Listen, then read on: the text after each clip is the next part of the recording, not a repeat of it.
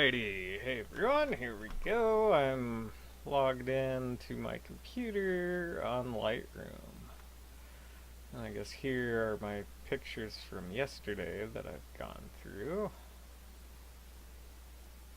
And this is a good one. Let's go ahead and use this as my editor, or photo to edit. I really like these wasps, and the orange fire background I used worked out really good. And you can see a lot of good detail in the eye, and like the hair. Don't want to get bit by that. So let's see, I haven't touched this, I don't think. Maybe. Yeah, so I did do the profile correction in Lightroom. I really like that. Like if we do it before and after. See, it's really subtle. It just tries to fix the distortion of the lens. There's that. We got the exposure good from camera. But you know, if this was like, let's say I brought it in and you know I could see that it was a little underexposed, then I'd come in and bump that up until my histogram was happy. Same with highlights, you know, if it's too bright, bring that down. Oh, that doesn't look too bad. Yeah, let's go ahead and bring that down a little. Subtle. Temperature. I don't usually like to change my temperature with the eyedropper. See, that's too green. Just, you know, then I end up just like manually doing it. And I go back and forth. If you hit Y on the keyboard, it does this side by side comparison.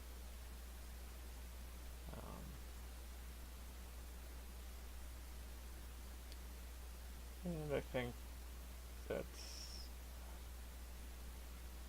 as shot. Like I think the auto white balance did pretty good, so we're gonna leave that. The bulk of what I do is in this DxO package, and I'm going to start with Define 2, and I'm going to edit with a copy, and I switch this to 300 resolution just so it's a big file. So this is really cool. I also see I have some sensor dust or lens dirty. But you can really see, like right here on this shadow, if I do a drag, it just reduces the noise and it does a great job at it. So I start with Define 2,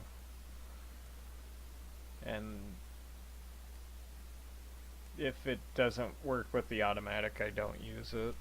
I don't play with manual noise reduction in Define 2. The automatic portion works for me. I usually don't have. I think out of the 3 years I've been using it, I've only had maybe 2 pictures, 2 or 3, where it didn't do a good job. So that's pretty good with the number of pictures I take. But then my favorite is Color Effects Pro, and I just go ahead and edit the original, because the original is this .tiff, which has the noise reduction already done. I don't care to have a extra copy. I just have 3 of the exact same picture, and they are like 100 megabytes file size, the TIFFs, so that adds up in a hurry if you have, if you start having like 3 or 4. Um, yeah, anyway, so Color Effects Pro 4. I always start with Pro Contrast, like, so it's like the first one you use is what always opens, and that's always Pro Contrast for me. Just right here, look at the difference. Like, that's ridiculous. So, just to show you, I will bring it all back. So this dynamic contrast is by far my favorite. I'm going to start with the color. See, and like it does a great job at correcting your white balance. So this is too cold. And it really looks pretty good. I'd say maybe a 7% adjustment. And if I compare, you can see it gets rid of that. There's a little bit of an orange color cast. It's really hard to see. And then correct contrast, like if we go to the extreme, it's a little blown out. This picture itself has pretty good contrast, so I'm not gonna have to do too much. Maybe right there's good. So that right there, it's like, oh, awesome, but it gets better. Let's go with this dynamic. And like this one, if you get too carried away, it looks pretty fake. So I just play around with that a little bit, I think. I think right there is pretty good. Yeah, and then it's the before and after that really shows. Like you get a lot more detail, which I like. So there's that. And after I do that, then I like doing my detail extractor. Usually I don't do the whole image because with the shallow depth of field, the blurred back, this will usually bring out some bad defects that you don't want. Like bringing out detail and blur isn't a good thing. You'll get some interesting artifacts in your picture. Like right here, you can kind of see it gets a little noisier. But I just grab these little control points. So the plus adds and the minus removes. So you could also do like detail on the whole and then just remove it in a few points, but I much prefer just to add it where I want it. If I get one on each eye, and then any little area I want to get some more detail out of, and you can click and drag it around to see the difference. This one's already got a lot of detail, so I'm not getting a whole lot out of this.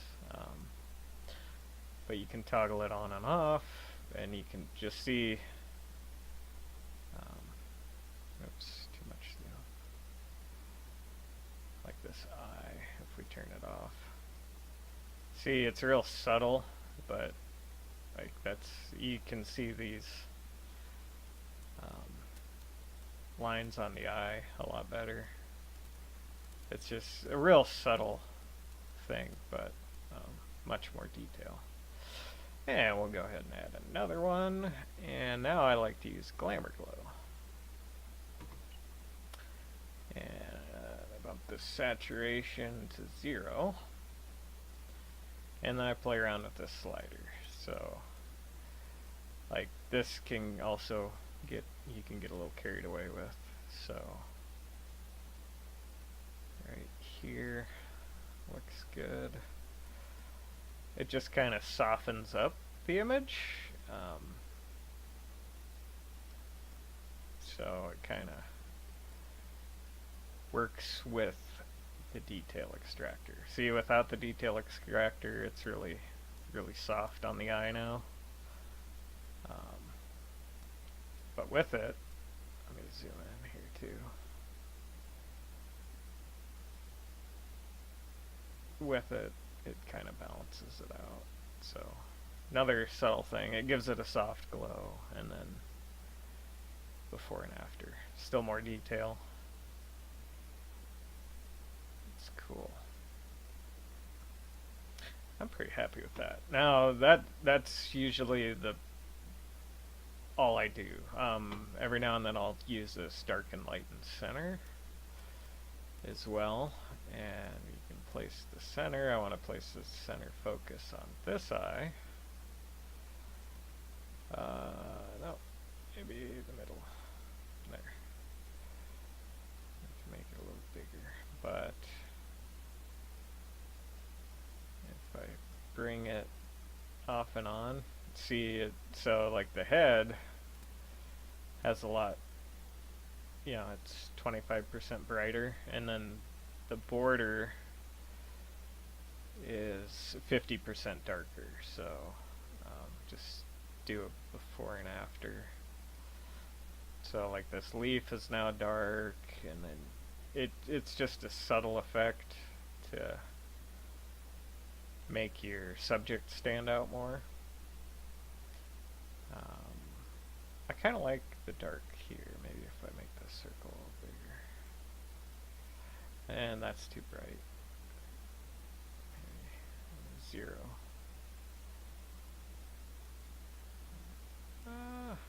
I don't know. I think I like it better without it. Some pictures it works a little bit better on. But yeah, boom. Then I hit save. I left the darken, lighten center off. And this goes ahead and saves your file. And there we go. Now, there we go. So I like the eyes. That's a good sign, before and after. See a lot more of the pattern.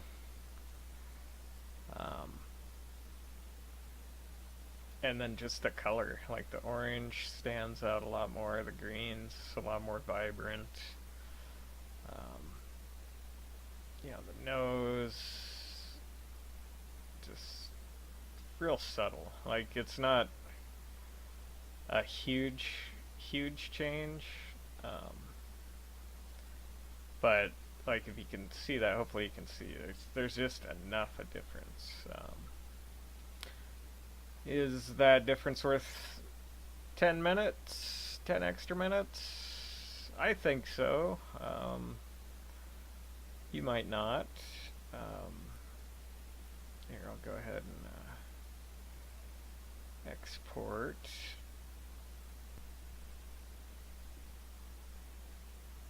So I'll put that up on the blog so you can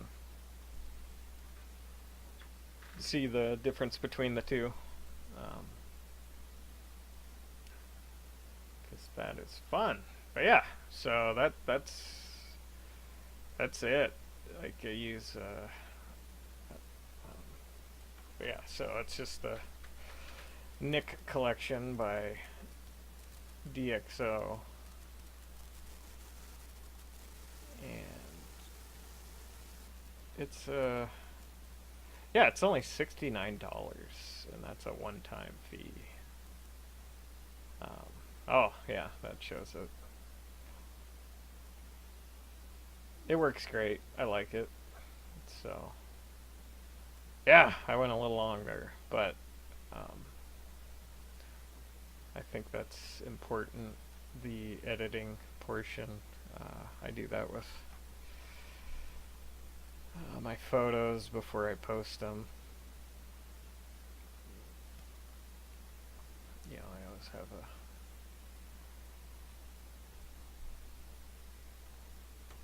before and a after.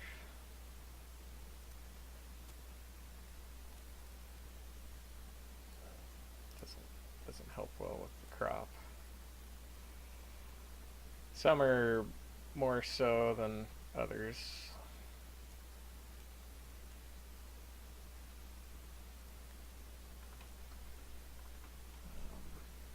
But yeah,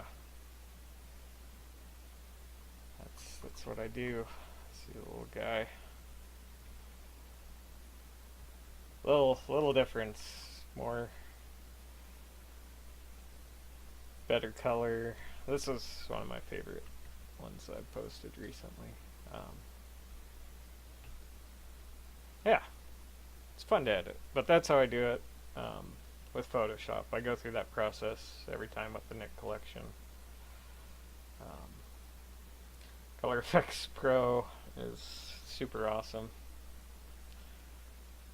Yeah, and you can try it for 30 days too.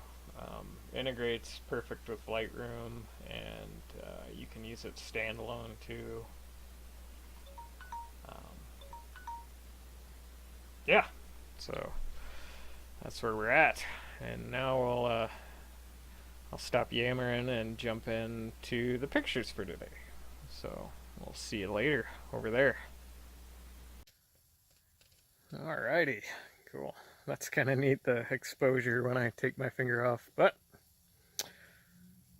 yeah, so that's how I edit photos. Comes in handy, you know.